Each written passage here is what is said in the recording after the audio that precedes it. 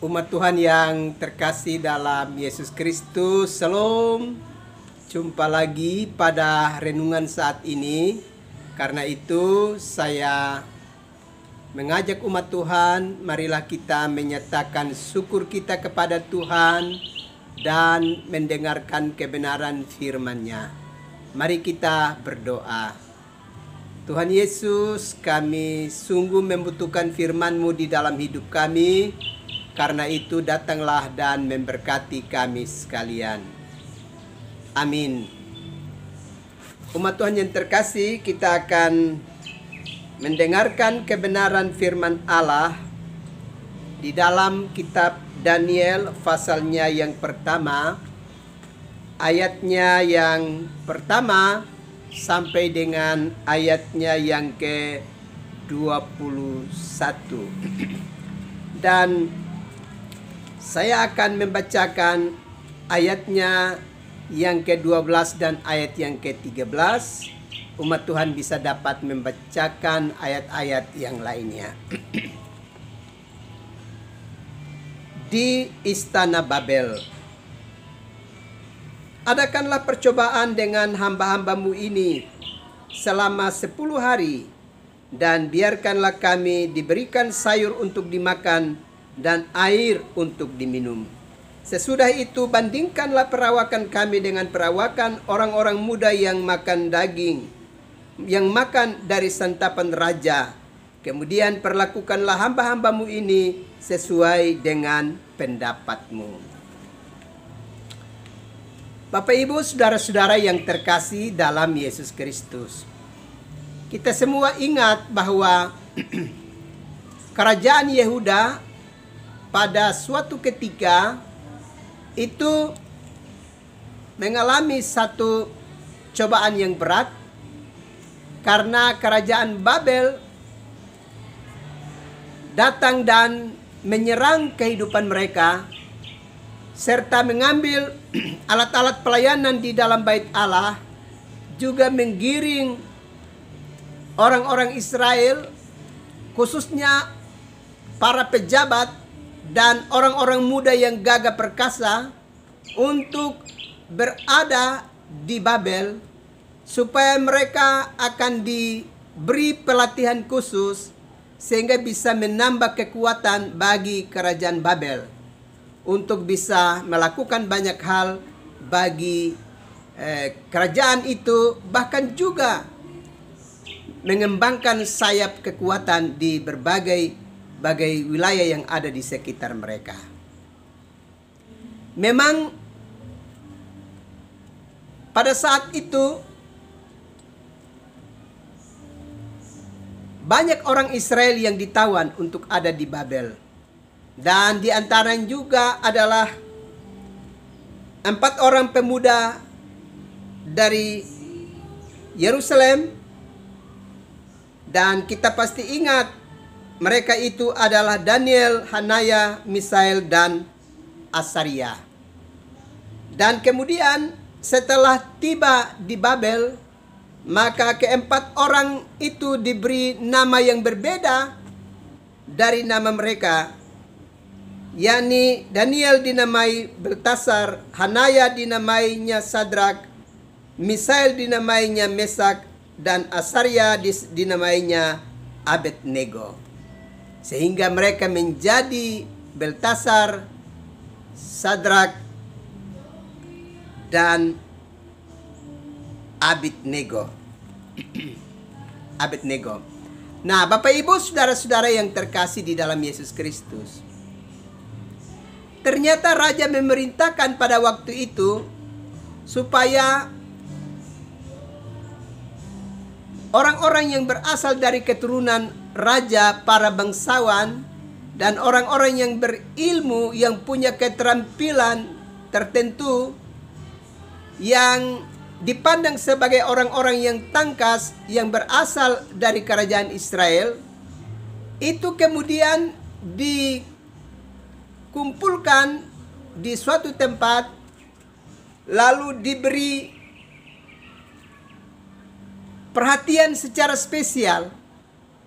Karena raja berencana bahwa mereka itu akan menambah kekuatan kerajaan itu, mereka akan bekerja di istana dan memperkuat kerajaan dalam banyak hal. Dan dari kisah ini kita bisa belajar bahwa ternyata Daniel, Sadrak, Mesak, dan Abednego ternyata berkeputusan berbeda dari apa yang ditetapkan oleh raja pada waktu itu, di mana mereka tidak mau memakan apa yang menjadi santapan raja dan minuman dari raja, karena mereka memandang bahwa biasanya santapan raja dan minuman raja itu diperuntukkan juga bagi para dewa. Dengan demikian, Daniel dan ketiga temannya tidak mau menajiskan diri mereka dengan apa yang ada dalam kerajaan itu, sehingga mereka berkeputusan untuk tidak dapat makan apa yang menjadi makanan dari para raja dan minuman dari para raja, tapi mereka berkeputusan hanya untuk dapat menikmati sayur-sayuran pada waktu itu. Tetapi keputusan ini ditentang oleh pengurus rumah tangga dari sang raja. Sebab pengurus rumah tangga itu takut jangan-jangan karena dengan demikian mereka tidak disuguhi oleh makanan-makanan yang bergizi sebagaimana makanan dari raja, dan itu akan berpengaruh pada pertumbuhan mereka, perkembangan mereka, tumbuh kembangnya mereka. Maka para pengurus pada waktu itu tidak menyetujui usulan daripada Daniel dan teman-teman. Tetapi Daniel dengan berketetapan hati meminta supaya pengurus rumah tangga dari kerajaan itu biarlah dia mencobanya selama 10 hari. Dan kemudian dia bisa dapat menguji bagaimana ketangkasan mereka dengan orang-orang yang menikmati makanan dan sajian dari para raja bagi kehidupan mereka.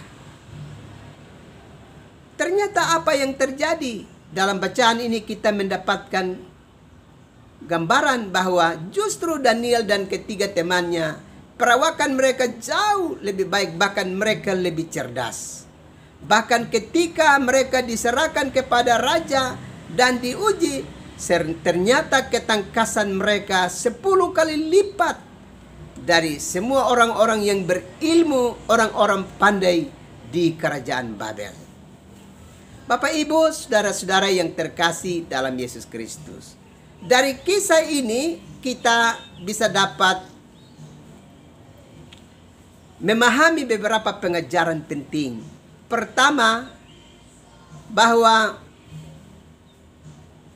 kerajaan Babel berniat untuk mau memperluas serta menambah kekuatan mereka dengan memasuki kerajaan Israel dan mengirim banyak orang menjadi tawanan bagi mereka. Tetapi dengan keadaan itu, tentu bagi Israel, kerajaan Israel, bagi Raja Yoyakim dan seluruh rakyatnya, itu adalah sebuah penderitaan yang sangat berat. Tetapi ternyata Allah menggunakan masa penderitaan itu sebagai sebuah masa yang luar biasa, karena Allah sedang mempersiapkan 4 orang anak muda dari Israel untuk menjadi pribadi yang dipakai secara dahsyat dan luar biasa untuk membuktikan bahwa Allah yang diimani oleh orang-orang Israel itu adalah Allah yang hidup dan yang sangat dahsyat. Dan hal itu mau dilakukan, dan Allah telah memberikan pengetahuan yang sangat khusus dan spesial bagi kehidupan daripada orang-orang Israel, khususnya ke-4 orang anak muda itu.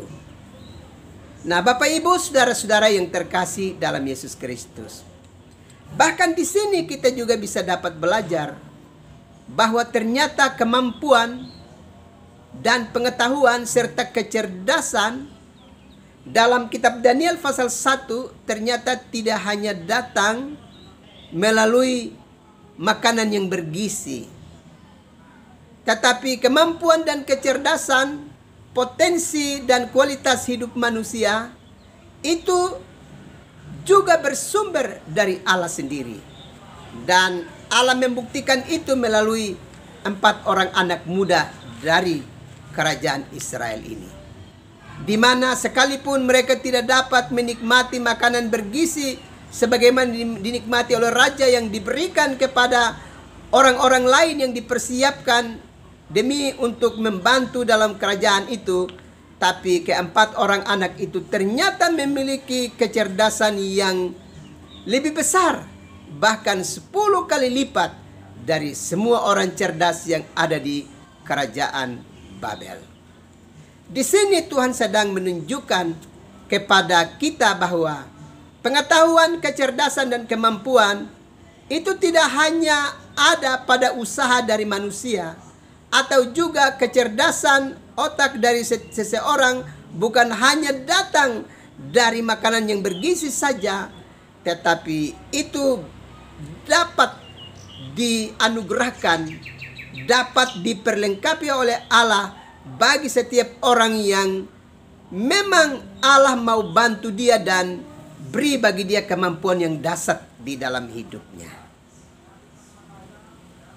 Nah, Bapak Ibu, saudara-saudara yang terkasih dalam Yesus Kristus, dan di dalam renungan ini ada hal yang menarik yang perlu kita perhatikan dari kehidupan Daniel dan ketiga orang temannya, di mana mereka sekalipun hidup di tengah-tengah situasi dan kekuasaan yang sangat hebat yang menekan kehidupan mereka, tetapi mereka tetap berprinsip bahwa taat kepada Allah itu jauh lebih baik daripada menaati suatu kekuasaan yang ternyata bertentangan dan melawan Allah. Ini sebuah prinsip hidup yang amat luar biasa yang kita belajar dari Daniel dan ketiga orang temannya. Nah, lalu bagaimana hubungan bacaan ini dengan kehidupan kita hari ini? Kalau kita belajar kebenaran firman Allah ini, kita bisa dapat melihat bahwa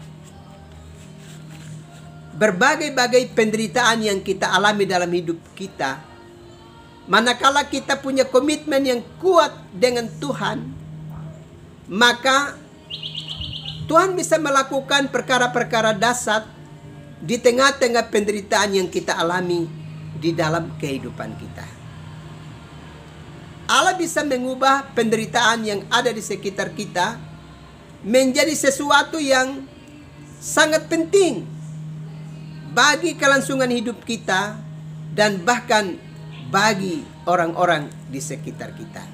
Coba kita perhatikan bagaimana Daniel dan ketiga temannya menjadi begitu luar biasa dan berarti bagi kerajaan Babel pada waktu itu. Bahwa tatkala ada usaha dari kerajaan, dalam hal ini sang raja mau membinasakan orang-orang yang tidak mampu menerjemahkan mimpinya, mau menjelaskan dengan baik, maka mereka semua harus dibunuh dan disingkirkan. Tetapi Daniel dan ketiga temannya telah menyelamatkan orang-orang yang hendak dibinasakan pada waktu itu. Bahkan diri mereka sendiri yang mestinya dibinasakan karena situasi dan keadaan yang terjadi pada waktu itu. Tapi karena Allah memakai mereka dengan luar biasa, maka orang-orang yang bekerja di dalam kerajaan terselamatkan. Bahkan juga keempat orang pemuda Israel itu juga terselamatkan dalam pertolongan Tuhan. Memang pada akhirnya dapat kita mengerti bahwa kemampuan lebih yang dimiliki oleh keempat orang pemuda Israel itu kemudian menjadi pintu masuk bagi kecemburuan dan upaya-upaya untuk mau menyingkirkan mereka dari tengah-tengah persekutuan bersama. Tetapi kita bisa lihat di sini bahwa Daniel bersama dengan ketiga orang temannya yang begitu beriman sungguh kepada Tuhan, maka mereka mampu hidup di dalam dapur api, bahkan mereka juga mampu hidup di tengah-tengah singa. Dengan demikian, melalui kejadian-kejadian yang dahsyat itu, Allah yang mereka imani dan disembah itu kemudian menjadi sebuah kesaksian bahwa Allah yang diimani oleh Daniel dan juga ketiga temannya adalah Allah yang hidup dan yang mampu serta berkuasa menolong mereka di dalam dapur api maupun di dalam dan di tengah-tengah binatang buas. Nah, Bapak Ibu, saudara-saudara yang terkasih dalam Yesus Kristus, karena itu marilah kita mesti punya komitmen untuk sungguh-sungguh tetap beriman kepada Tuhan di tengah-tengah berbagai keadaan yang membahayakan kehidupan kita. Tuhan pasti akan berkarya dengan cara yang dahsyat untuk menolong dan memberkati kita senantiasa. Asalkan kita menunjukkan komitmen dan kesetiaan kita tetap teguh kepada Tuhan. Tuhan memberkati umat Tuhan sekalian. Amin. Kita berdoa. Tuhan Yesus, terima kasih untuk kebenaran firman-Mu yang sudah memberkati kami. Malam ini, hamba mau berdoa juga untuk seluruh pelaku pelayanan yang besok akan menjalankan tugas pelayanan dalam ibadah utama di gereja. Para pendeta bersama dengan majelis jemaat, Tuhan beri urapan khusus kepada mereka untuk mengangkat pelayanan di ibadah utama pada besok. Juga seluruh jemaat-Mu, mulai dari anak-anak sampai orang tua, kiranya Roh Kudus tetap menggerakkan mereka untuk ambil bagian dalam ibadah mereka, ibadah utama, sehingga bersama-sama kami terus beriman kepada Tuhan dalam seluruh proses pelayanan yang dikerjakan melalui gereja-Mu. Terima kasih Bapa, dalam nama Yesus Kristus kami berdoa. Amin. Umat Tuhan yang terkasih dalam Yesus Kristus, selamat beristirahat. Tuhan pasti terus melindungi dan memberkati umat Tuhan sekalian. Shalom.